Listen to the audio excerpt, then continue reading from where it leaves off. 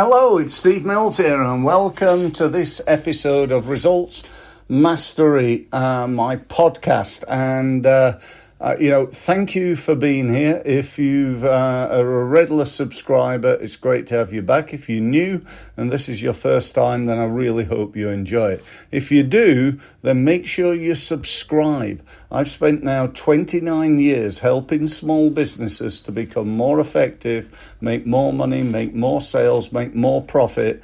And I know I can do the same for you. And it's part of my ongoing commitment that I had 29 years ago that I was going to help as many small businesses as I possibly could.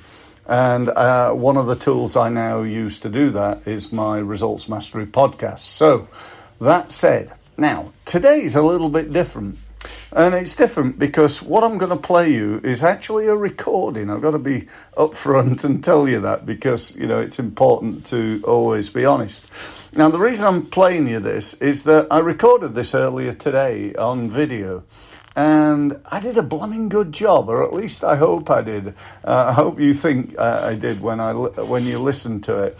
And it's called Questions Are the Answer, which is a bit of an unusual title, but also at the same time, I think an interesting one, possibly a thought-provoking one, and one that could really help your business. So all I can say for now is sit back, relax, and enjoy this podcast. I'm going to talk to you again at the end live, so look forward to speaking then.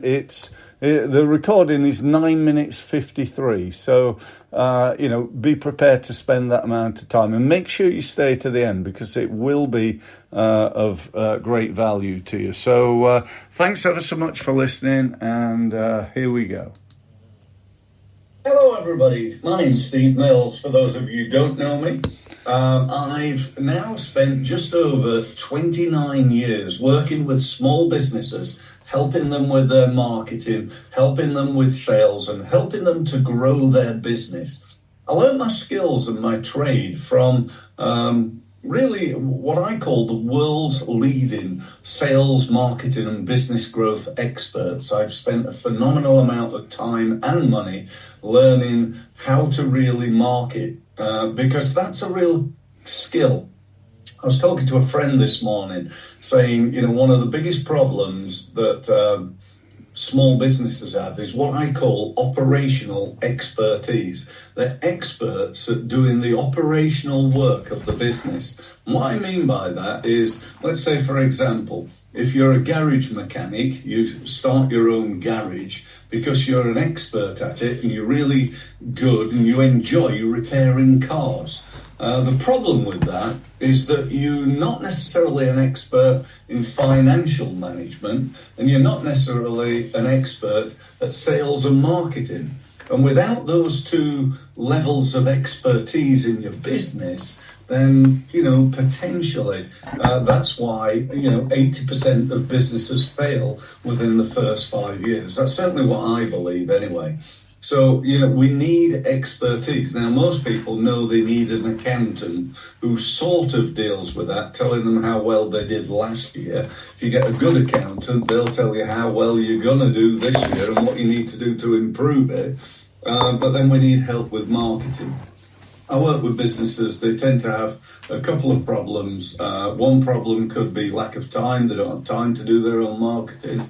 Others could be just don't literally like marketing and I hate it and I don't want to do it myself. I get a few people like that. And the last group of people who just don't get modern digital marketing. When I started 29 years ago, it was, buy the biggest advert you can, send out loads of direct mail and, stick an advert in a newspaper. That was being a little bit tongue-in-cheek here, but, there wasn't the complexity that there is now. There are loads and loads of different things. So, that is really important. But in this video, I wanted to show you something, and that is a book. I'm not selling it. I'm not promoting it. Well, I am promoting it, I suppose, but I'm certainly not selling it. You can't buy it from me, but you can buy it from somewhere like Amazon or, other reputable book selling websites or stores. It's called The Road Less Stupid by a guy called Keith J. Cunningham.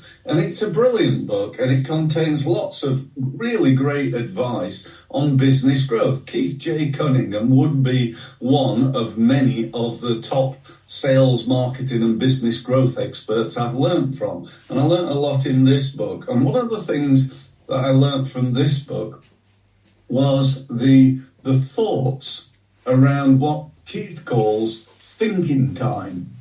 And he says that one of the biggest mistakes, one of the stupid mistakes, if you will, that people make is not spending enough thinking time. Now, another expert that I've learned a lot from is Tony Robbins. Some of you may have heard of Tony. He's probably the world's leading sales, marketing, business, personal growth expert. Tony, I believe, turns over something like 7 billion a year, which is just a little bit more than me, you know, so I say that quite tongue-in-cheek, by the way. You know, Tony's a real expert, great. If you get a chance to listen to him, I'd strongly recommend you do. No doubt you can find him on YouTube and so on and so forth. But Tony has a saying, and that is, thinking is the process of asking and answering questions. Now, if you thought about that, you probably asked yourself, is that true? You might have asked it in a flash, but you said, is that true? And you came up with an answer. So that's what Tony means, yeah? I said something, and you asked yourself a question, is that true? And you went, yes, it is, or you went, no, it isn't. And either way, you asked yourself and answered a question really quickly. So you get what I'm on about. Hopefully, I'm hallucinating that you do anyway. So what are the questions that you're asking yourself in your business on a regular basis? You know, do you sit down at the beginning of every week and say to yourself something like, what are the 3 things that I can do this week to massively increase my profit? And actually sit down, you know, or go a walk. I love going a walk. Go a walk and take a pen or your phone to dictate onto, and just spend time thinking about that question, because it's a great question. Because the better the question, the better the answer. You know, what is the number one thing that you could do in your business in order to improve it? What is the number one thing?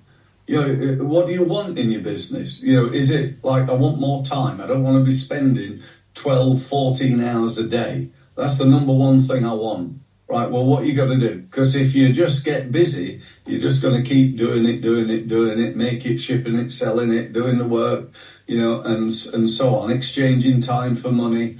If we're in a business where we exchange time for money, there's only so much time and there's so much money. What about other questions? You look on the wall behind me. When I have an initial meeting with somebody, I call it a discovery meeting. It's a free, no obligation, one-to-one meeting with somebody who's looking to grow their business. And I have 6 questions that I always ask them, and they're great questions. Where are you now? You know, that's a good question for you to ask yourself. How did you get there? What have you done? What's worked? What hasn't worked? There are loads of questions that come from that. Where do you want to go? You know, are we looking for world domination? Are we looking for millions or billions? Or would it be great if you went from 250 to about 400,000 a year?